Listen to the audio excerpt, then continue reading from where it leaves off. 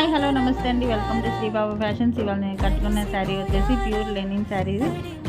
ఆన్లైన్లో మంచి ట్రెండింగ్లో ఉన్న శారీస్ నేను కలర్స్ తీసుకొచ్చాను. వీటిలో కలర్ కాంబినేషన్స్ ఒక్కొక్కటి చూపిస్తున్నాను చూడండి.